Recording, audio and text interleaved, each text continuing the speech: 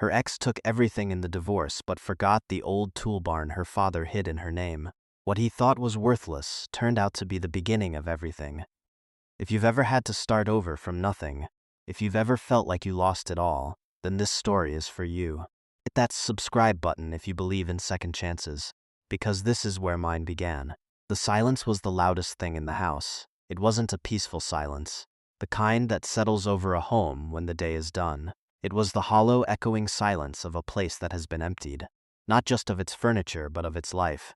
My footsteps clicked on the polished marble floors, a sound that felt alien, intrusive. This had been our house, Mark's and mine, now it was just his. The divorce papers had called it an equitable distribution of assets. I called it a surgical removal of my existence. He got the house, the cars, the investment accounts, the art collection he'd curated with such meticulous, cold precision. I got a single checking account with enough money to cover first and last month's rent on a small apartment across town and a restraining order against my own memories. I was standing in the cavernous living room, staring at the perfectly spaced, ghostly rectangles on the walls where our pictures used to hang. My pictures, pictures of my mother, my father, my childhood. He'd had his lawyer pack them into a single sterile cardboard box that now sat by the door. My entire history reduced to a 20-pound parcel. The air smelled of lemon-scented cleaner and something else, something metallic and final. The cleaning crew had been thorough. They'd scrubbed away every trace of me, every fingerprint, every stray hair, every lingering note of the perfume I used to wear. It was as if I had been a temporary tenant, a ghost who had overstayed her welcome, and now the property had been cleansed for the next occupant. Mark had been clear. He wanted it all done by 5 o'clock. His new life was scheduled to begin at 5:01, and he was a man who valued punctuality above all else, including, as it turned out, the 14 years we'd spent together. I ran a hand along the cool, smooth surface of the fireplace mantel, a piece of reclaimed wood we'd found in an antique shop upstate. I remembered the day we bought it, the way the sun had streamed through the dusty shop window, the smell of old wood and beeswax, the easy laughter we shared. It felt like a scene from someone else's movie.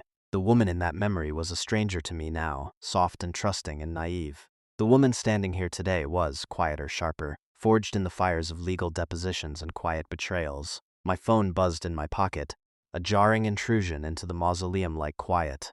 I almost ignored it. It was probably my sister, calling to check in again with that worried, pitying tone she'd adopted ever since the separation began. I didn't think I could handle any more pity today, but I glanced at the screen anyway. The caller ID was a name I hadn't seen in years, Arthur Davies, attorney at law. Mr. Davies had been my father's lawyer, a quiet, older man with kind eyes and a handshake as firm and reliable as old leather. He'd handled my father's will after the accident, a simple affair that left me with a modest life insurance policy and my dad's beat-up Ford pickup truck. I hadn't spoken to him since. A knot of cold dread tightened in my stomach. Why would he be calling me now? Had there been a problem with the estate after all this time?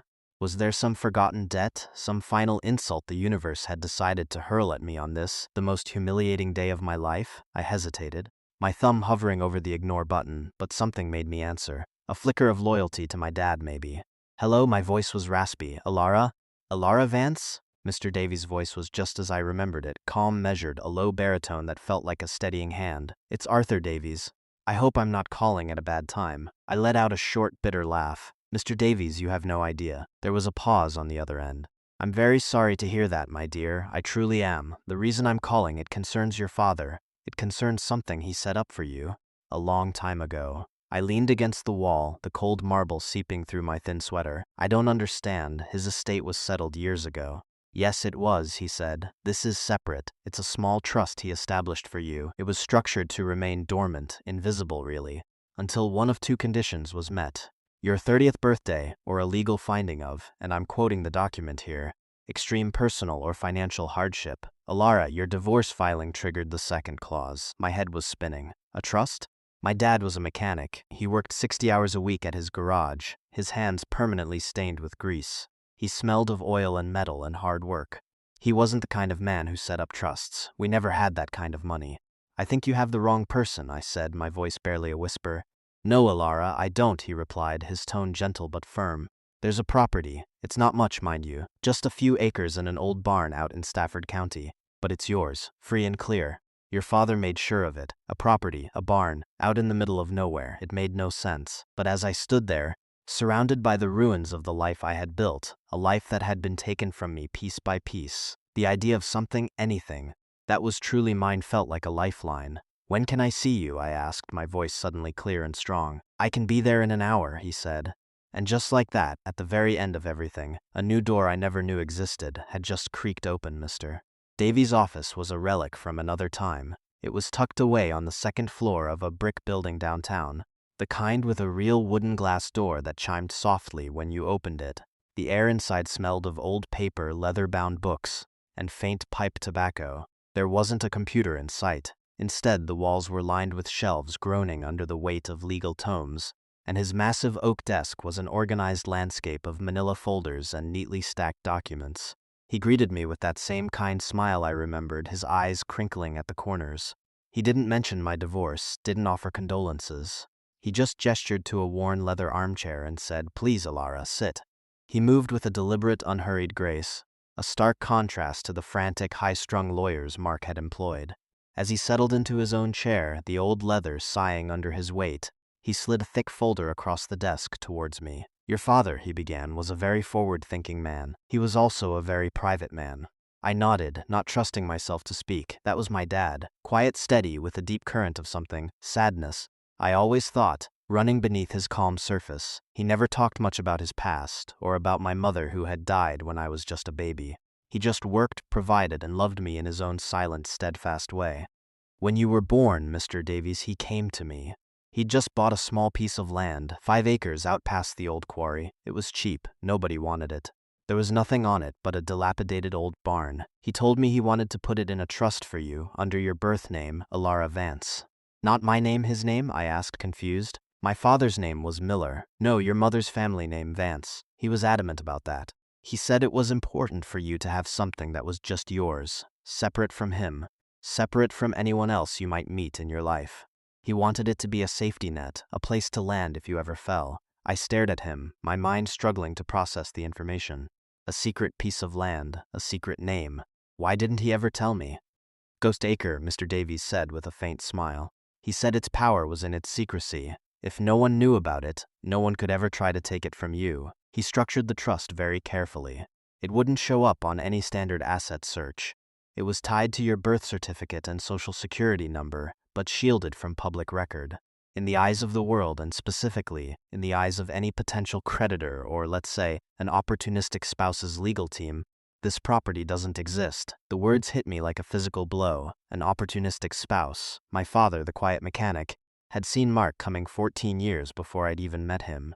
He had anticipated a day like today, a day when I would be left with nothing, and he had built me a lifeboat in secret. The foresight, the fierce, silent protectiveness of it made my throat ache. Tears pricked at the corners of my eyes, hot and sudden. Mr. Davies seemed to understand. He pushed a box of tissues across the desk and gave me a moment, busying himself with tidying an already tidy stack of papers. He was a good man. "Alara," he said softly without looking at me. "He loved you more than anything." I finally found my voice. "What do I have to do?" "Nothing. It's already done.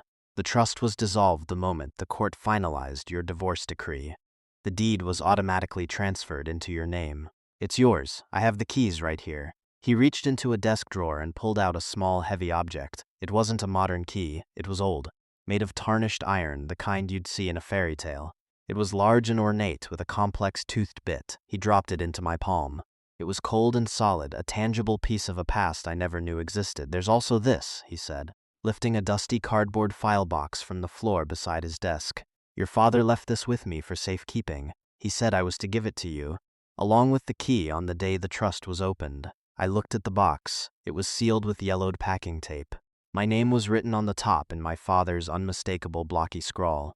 "Thank you," I whispered, my fingers closing around the cold iron of the key. "Thank you, Mr. Davies." "Don't thank me," he said, his gaze steady and kind. "Thank your father. He built you an ark, Alara.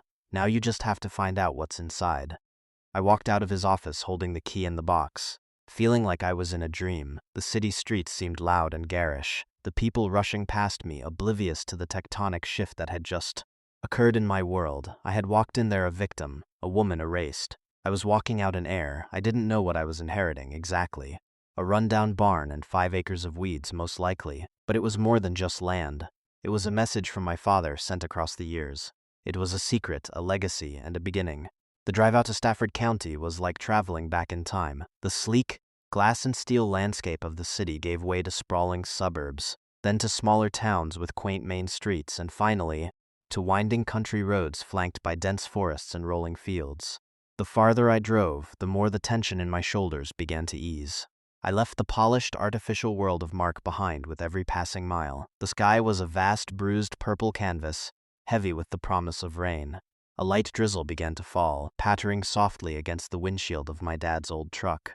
The rhythmic thump of the wipers was a soothing counterpoint to the anxious hum in my chest. The truck itself was a comfort. It still smelled faintly of him, a mix of motor oil, sawdust, and the cheap air freshener he always hung from the rearview mirror. Driving it felt like borrowing a piece of his strength. I had fought to keep it in the divorce. Mark had called it a worthless piece of junk, but it was one of the few things I had refused to surrender. Now I knew why. It was the only thing that could take me home to a place I'd never been. My memories of my father were a collection of sensory snapshots. The rough, calloused feel of his hand holding mine, the low rumble of his voice when he'd read to me at night, the way he could fix anything, a broken toy, a leaky faucet, a sputtering engine, with a patient, methodical calm. But he was a closed book in so many ways. I knew he loved me, but I didn't really know him. I didn't know his dreams, his fears, the stories that made him who he was. He'd always deflected personal questions with a gentle joke or a change of subject. "The past is the past, Ellie Bell," he used to say. "We look forward." Now it seemed the only way forward was to go back. I clutched the old iron key on the passenger seat beside me. It felt impossibly heavy, weighted with the secrets of the man I was only just beginning to meet. What kind of man buys a secret piece of land? What was he hiding from? Or what was he hiding for me? The thought was both terrifying and thrilling. For the first time in months, I felt a flicker of something other than grief or anger. It was curiosity, a fragile, tentative hope. The directions Mr. Davies had given me were simple, almost archaic. Take Route 7 past the old quarry, turn left at the split oak tree, and follow the dirt road till it ends. There were no street names, no GPS coordinates. It was a route from a different era. I passed the quarry, a gaping, man-made canyon in the earth, and then I saw it, a massive oak tree, its trunk split down the middle by a long Ago lightning strike, yet still stubbornly, defiantly alive. I turned onto the dirt road. It was more of a suggestion of a road than a proper thoroughfare. 2 muddy ruts carved through a tunnel of overgrown trees. The truck bounced and swayed, its old suspension groaning in protest. Branches scraped against the windows like skeletal fingers. After about a mile, the road opened into a small clearing, and there it was, the barn. It was worse than I had imagined, and yet somehow more beautiful too. It was a classic gambrel-roofed structure, its siding weathered to a soft, silvery gray. The paint, what was left of it, was a faded, peeling red like a faint blush on an old woman's cheek. The roof on one side sagged dangerously, and the whole building seemed to be leaning into the wind, as if tired from standing for so long. The 5 acres were a sea of tall, wild grass, dotted with Queen Anne's lace and stubborn thistles. It was neglected, forgotten, and utterly, completely mine. I turned off the engine, and the silence rushed in, deeper and more profound than the silence in Mark's empty house. This wasn't an empty silence. It was filled with the whisper of the wind through the grass, the rustle of unseen creatures in the undergrowth, the gentle patter of the rain on the truck's roof. It was the sound of a place that was waiting. I stepped out of the truck, the damp earth soft under my boots. I took a deep breath. The air was clean and cool, smelling of rain, wet soil, and decaying leaves. It smelled real. I walked toward the barn, the box from Mr. Davies' office tucked under my arm, the iron key clutched tight in my hand. This was it.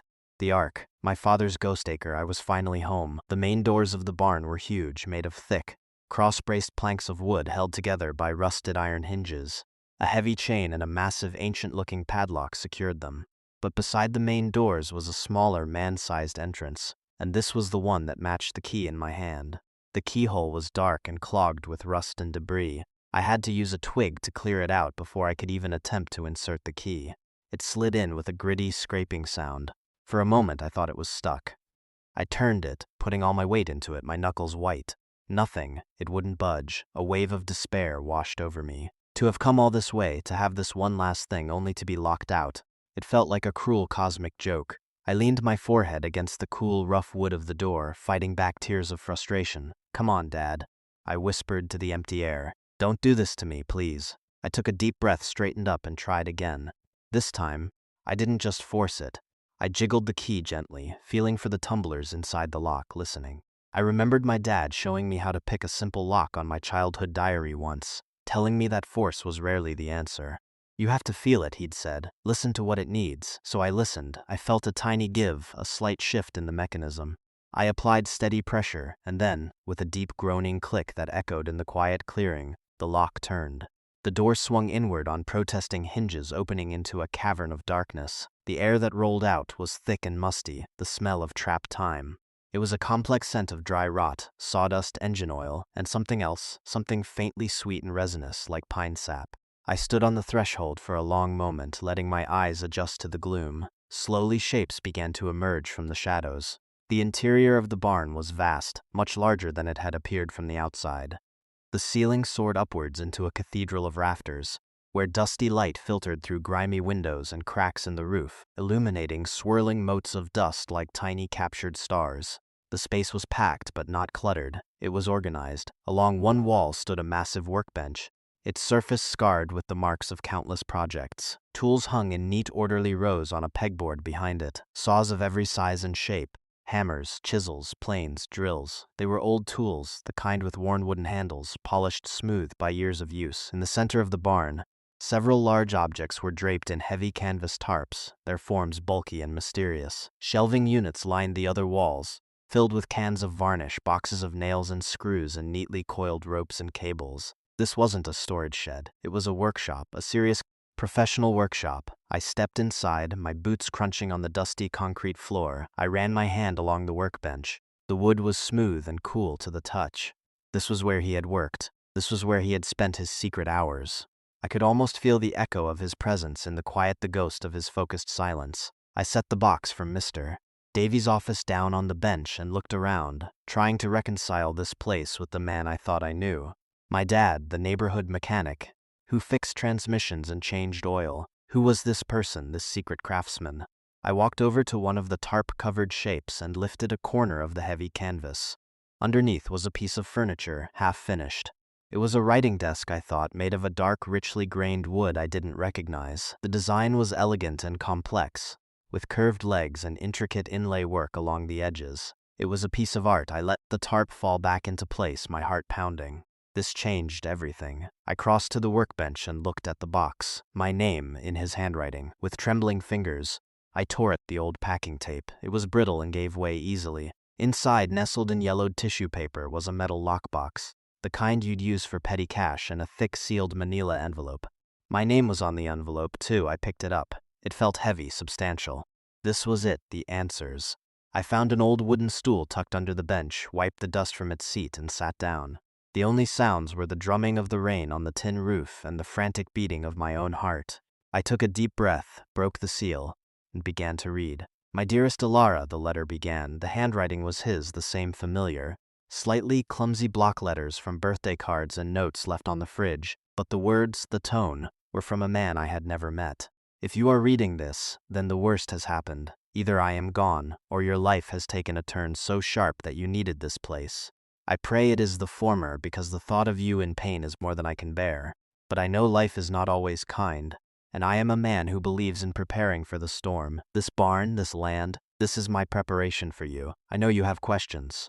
I owe you a lifetime of answers, and I am so sorry that I have to give them to you in a letter. The man you knew as your father, the simple mechanic, was only half of the story. It was the truest half, the part of me that was just your dad, but it wasn't the whole of it. Before you were born, before I met your mother, I had a different life. I was a craftsman, a cabinet maker, a furniture designer. I wasn't just good at it, Ellie Bell. I was one of the best. I had to stop reading, my vision blurring. I pressed the heels of my hands into my eyes, trying to absorb the shock. A craftsman, one of the best. The writing desk under the tarp suddenly made a terrifying kind of sense. I continued reading.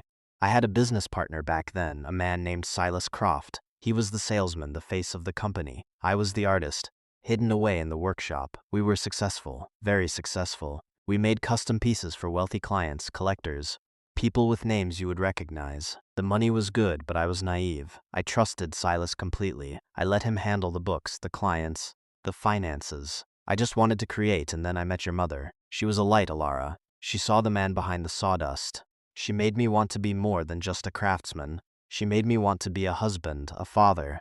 When we found out she was pregnant with you, I was the happiest man on earth. I went to Silas, told him I wanted to restructure our partnership, to build something real and lasting for my new family. That's when I discovered the truth. The letter shook in my hands. Silas had been cheating me for years. He had set up a second set of books, shell corporations, offshore accounts. He had been siphoning off the majority of our profits, leaving me with just enough to think the business was doing okay. He had stolen millions. When I confronted him, he didn't deny it. He laughed. He told me I was a simple-minded artist, and that I should be grateful for what he'd given me. He said that every contract was in his name, every client relationship was his. I had no proof, no legal standing. He threatened me. He said if I ever went to the authorities or tried to expose him, he would ruin me, and he had the power to do it. He had connections, powerful friends who only knew his side of the story. Then your mother got sick. The doctors said it was aggressive, that the treatments would be expensive. I was trapped. I had no money, and the man who had stolen my life's work held all the cards. I had to make a choice. I could fight him, a fight I would almost certainly lose, and risk everything, including your mother's care. Or I could walk away. For her, for you, I walked away. I let him think he had won, that he had broken me. I took a job at a local garage. I became a mechanic. I buried the artist, the craftsman, and I did what I had to do to take care of my family. I was openly sobbing now, quiet, racking sobs that shook my whole body. The grief was immense, a physical weight in my chest. Grief for the father I never knew, for the life he had lost, for the secrets he had carried alone for all those years. The quiet sadness I had always sensed in him wasn't just sadness. It was the ghost of a stolen life. It was the weight of a sacrifice I never knew he'd made. I thought of him coming home every night, his hands black with grease, his back aching, and I felt a fresh wave of love and rage so fierce it left me breathless. He had given up his art, his passion, his name, all for us, for me, the letter continued. After your mother passed, all I had left was you. Protecting you became my only purpose. I started saving every spare dollar. I took on side work, cash jobs, fixing things for people after my shift. And I bought this land. It was my secret, my sanctuary. I came out here on weekends, on nights when the grief was too much to bear, and slowly, I started to build again, not for money, not for fame, just for me, for my soul. This barn, these tools, they were the only place in the world where I could be the man I was supposed to be. I built this for me, Alara, but I'm leaving it for you. It's not much, but it's built on a foundation of truth. It's a place where no one can lie to you or take from you what is rightfully yours. Inside the lockbox, you'll find the rest of the story. Be careful. Be smart. You are my daughter. You have the heart of your mother and the hands of your father. You are stronger than you know. All my love, Dad. I sat there on that dusty stool for what felt like an hour, the letter resting in my lap, the sound of the rain, a gentle elegy on the roof. The world had tilted on its axis. My father, the man I had mourned as a simple, good-hearted mechanic, was a fallen king, and this barn was his hidden kingdom. The anger I felt toward Mark, the sting of his betrayal, seemed to shrink in comparison to the colossal injustice my father had endured. Mark had taken a house, some furniture. Silas Croft had stolen a man's soul. I looked at my hands, they were soft manicured. Mark had liked them that way. But they were my father's hands in their shape, with long fingers made for careful, meticulous work. I had his hands. The thought was a revelation. I stood up and walked back to the workbench. The metal lockbox was waiting. My father's letter had been a map of the past, but he'd said the box held the rest of the story. I felt a surge of cold, clear purpose. This wasn't just about my own second chance anymore. This was about his. This was about justice. If you've ever discovered a secret that changed how you saw someone you loved, then you know the feeling that was coursing through me. It's a disorienting, heart-wrenching, and yet strangely clarifying experience. It's like a puzzle piece you never knew was missing has just been slid into place, and suddenly the entire picture makes a new kind of sense. It's a lonely feeling, and I want you to know you're not alone. We're building a community here for exactly these moments. So if this is hitting you, if you have a story about a hidden truth in your own family, please share it in the comments. Your story matters. The lock on the metal box was small and simple. One of the keys on the ring I'd found in my dad's truck fit perfectly. I turned it, and the lid popped open with a soft, metallic sigh. Inside, there was no money, no hidden treasure in the conventional sense. It was something far more valuable. The box was filled with documents. On top was a series of leather-bound journals. I opened the first one. It was a ledger. Page after page was filled with my father's neat, blocky handwriting, detailing every piece of furniture he had ever built in this barn. There were sketches in the margins, notes on wood types, joinery techniques, and finishing oils. But it was more than a technical journal. He had given each piece a name: the Eleanor desk for my mother, the Stargazer's chair, a rocking chair he'd built the year I became obsessed with astronomy, the Anniversary cabinet, a beautiful piece with intricate floral inlays. It was a secret history of his love for us, written in wood. Each entry was dated. He had continued to create, to pour his soul into his work, long after Silas Croft had tried to destroy him. Beneath the ledgers was a collection of photographs, high-quality prints showing his finished work in situ. The Eleanor desk sat in a sun-drenched library, a cup of tea steaming on its surface. The Stargazer's chair was on a wide porch overlooking a mountain range. These weren't just pieces of furniture, they were masterpieces. The craftsmanship was breathtaking. Each photo was labeled on the back with the client's name and the date of sale. He hadn't just been building for himself. He had been selling his work, quietly under a pseudonym, the Stafford Craftsman. He had rebuilt his career from the ashes on his own terms, in secret.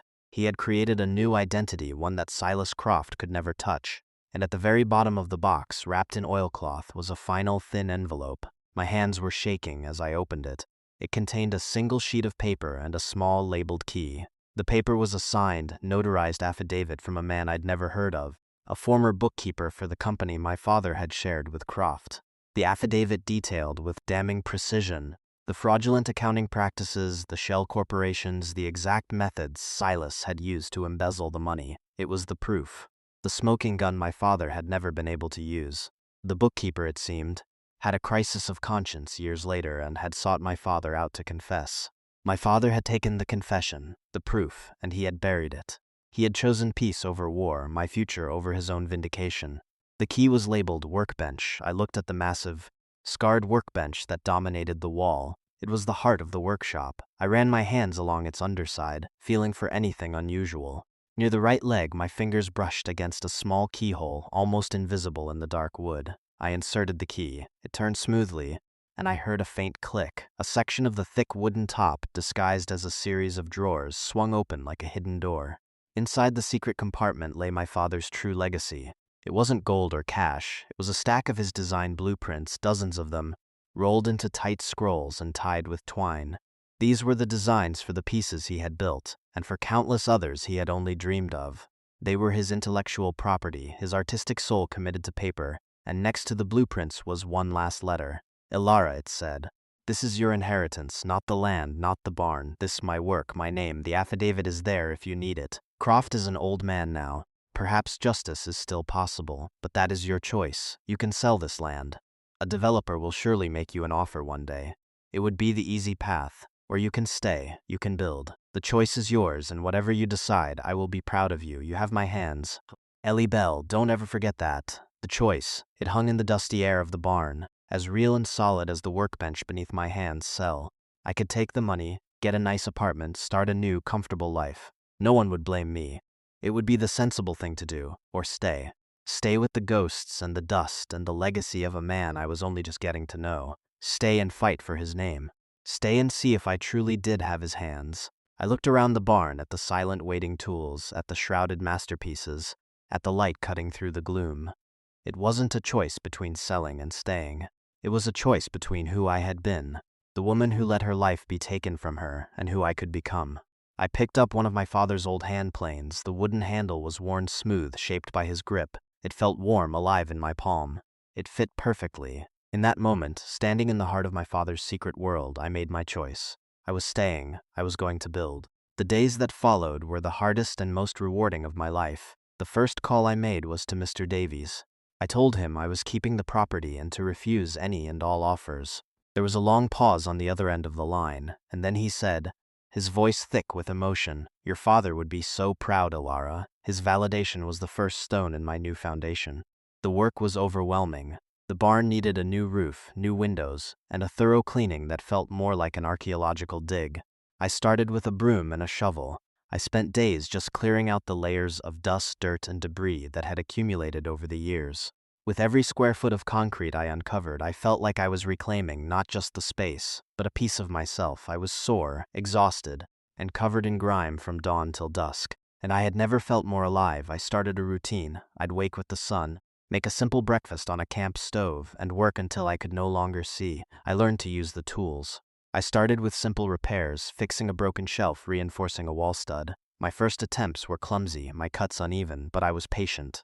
I remembered my father's advice from the letter: listen to what it needs. I learned to listen to the wood, to the tools, to the quiet wisdom of the barn itself. My first trip into the nearby town of Stafford was a nerve-wracking affair. It was a small, tight-knit community where everyone knew everyone. I was an outsider. I needed supplies, so I went to the local hardware store, a wonderful old place that smelled of sawdust and metal.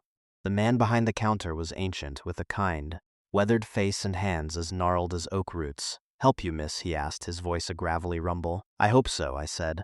"I'm fixing up the old barn out on the quarry road." His eyes widened slightly. "Miller's place? Haven't seen anyone out there in years. You his girl?" "I am," I said, a lump forming in my throat. "I'm Alara." He broke into a wide, gap-toothed grin. "Well, I'm Stan. I knew your daddy. Quiet fella, but a real artist with his hands. Used to come in here for special orders, rare woods. Always paid in cash. Said he had a project. I guess this was it." He looked me up and down, his eyes and hands. That small moment of connection, of validation from a stranger who had known a piece of my father's secret life, was worth more than all the money Mark had in his bank accounts. Stan became my guide, my mentor. He taught me the difference between a dovetail and a mortise and tenon joint. He helped me order the right lumber for the roof. He told me stories about my father, small anecdotes that filled in the missing pieces of the man I never knew. Through him I began to feel a sense of belonging, not just to the barn, but to the community. One crisp autumn afternoon, about 3 months after I'd moved into the small Airstream trailer I'd bought and parked next to the barn, I got a phone call. It was a crisp professional voice from a law firm in the city. "Am I speaking with Alara Vance?" the voice asked. "Yes."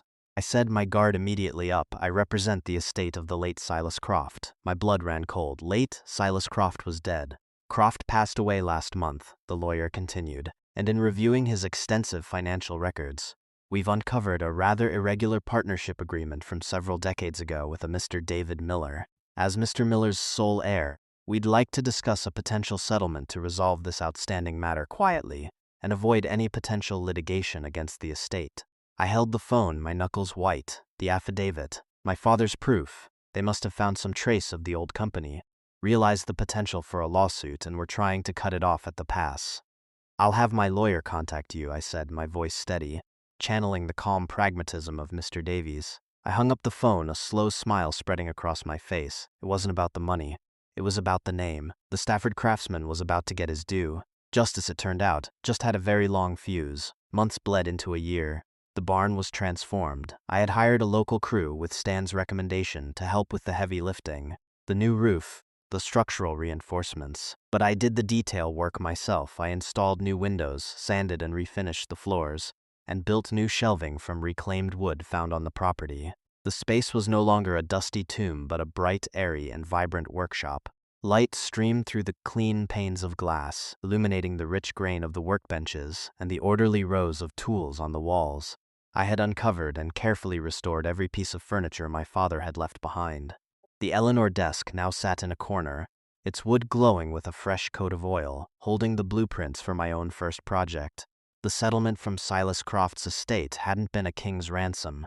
His lawyers were good, and much of the money was long gone. But it was substantial. It was enough to pay for the barn's restoration, to clear all my debts, and to set up a small fund that would allow me to work without the crushing pressure of needing to make a profit immediately. More than the money, it was an admission. It was a quiet, legal acknowledgement of the wrong that had been done to my father. It was his name, cleared in the dry, black and white language of the law. I spent my days now not just restoring, but creating. I started with one of my father's simpler designs, a small, elegant side table. I followed his plans meticulously, my hands slowly learning the language of the wood. The first saw cut was terrifying. The first joint I chiseled was clumsy, but I kept going. I remembered the feel of the hand plane in my palm on that first day, the sense of rightness. I wasn't my father. I didn't have his decades of experience, his innate genius, but I had his hands and I had his heart.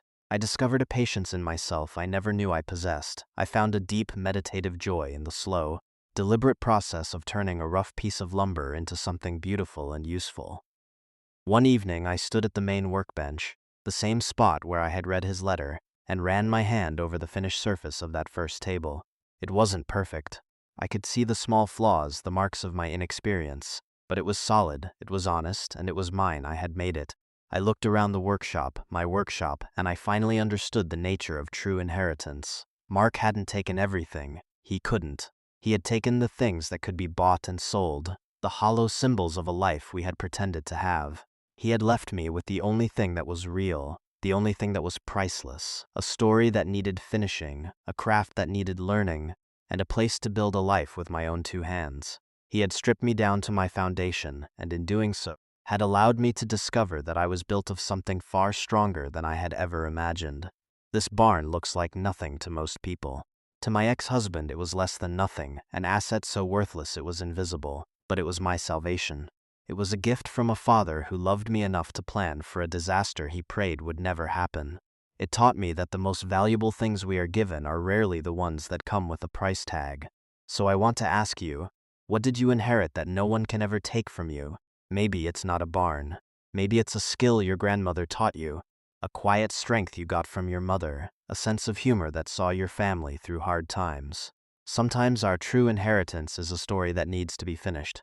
A legacy of resilience, a talent that's been lying dormant, just waiting for the right moment to be awakened.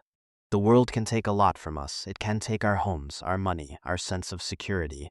But it can't take who we are at our core.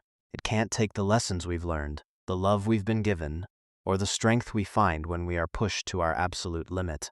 That is the real wealth. That is the foundation that can never be repossessed. If this story resonated with you, if you believe that the most valuable things are the ones we build with our own hands and our own hearts, then please subscribe and join our community. This channel is for people who have been through the fire and are ready to rebuild, for people who know what it means to start over. Share your story in the comments below. Tell me about your inheritance, the one that can't be measured in dollars. I read every single one because I believe every story of resilience and rediscovery deserves to be heard. You are not alone in this. We are all here in our own ways, standing in the dust of what was, holding the tools to build what will be. Thank you for listening. Now, if you'll excuse me, I have a chair to build. It's called the second chance.